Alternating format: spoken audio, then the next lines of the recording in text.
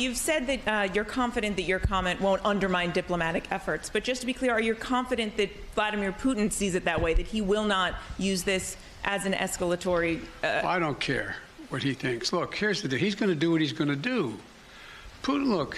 But you're not concerned that he may see your language and view that as a sign of a reason for escalation, use that as an excuse to escalate, given his recent behavior? Given his recent behavior, you should, excuse me, I shouldn't say that to you. Given his recent behavior, people should understand that he is going to do what he thinks he should do, period. He's not affected by anybody else, including, unfortunately, apparently his own advisors. This is a guy who goes to the beat of his own drummer.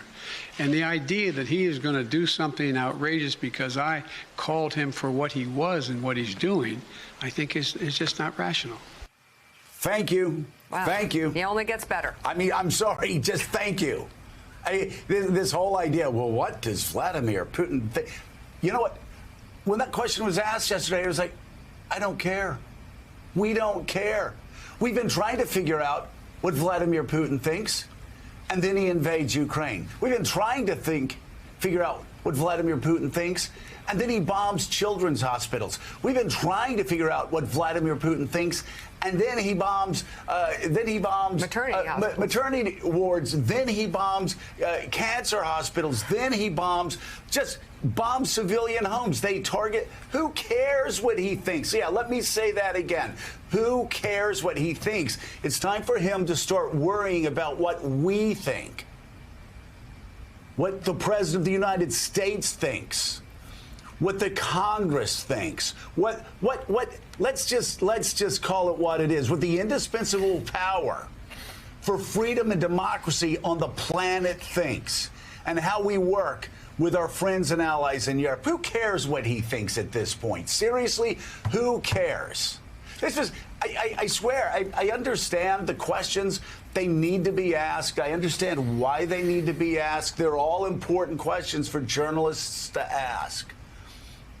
All right?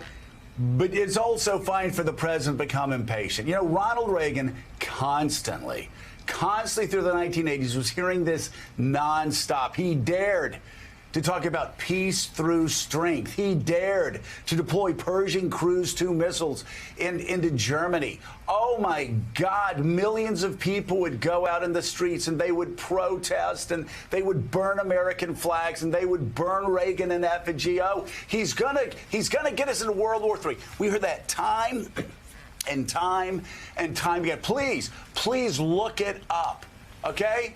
Go back and do some checks about what people said about Ronald Reagan when he took a strong position and called the evil empire what it was, an evil empire. Diplomats were shocked and stunned and deeply, oh, this is terrible. Now we can never negotiate with that. No, actually, Reagan was right. We won the Cold War. I know a lot of people on the left love to say, well, it only happened because Mikhail Gorbachev. No, it only happened because the United States of America and Ronald Reagan and our NATO allies pushed them into a corner that they couldn't get out of. Economically, militarily, politically, and every other way. That's happening now. For 20 years, we've had presidents that have allowed Vladimir Putin to push the world around. That stopped. That stopped. And by the way, if Joe Biden sees refugees, if he sees mothers, if he sees orphans, if he sees family members who lost a Holocaust survivor in this round of bombing, yeah, I hope he gets emotional. And I hope he calls him what he is. Look at the man. Look at the man on your screen. You know what he is? He's a butcher. He's a butcher of babies. He's a butcher of grandmothers. He's a butcher of Holocaust survivors. He literally, as Dr. Brzezinski wrote in the early 1980s, Russians, they're weak. So they go and find weaker countries to go into. And they try to wipe them out, as Dr. Brzezinski said, biologically. He's committing war crimes. So, yeah, I think most Americans and most freedom-loving people across the world, they want their president to see the pain and agony that Ukrainians are going through and voice it for them on a world stage. That's exactly what he did. Let's bring in Hey, thanks so much for watching our YouTube channel. You can follow up on today's top stories and breaking news, or catch up on your favorite MSNBC shows all in one place. Download the NBC News app today.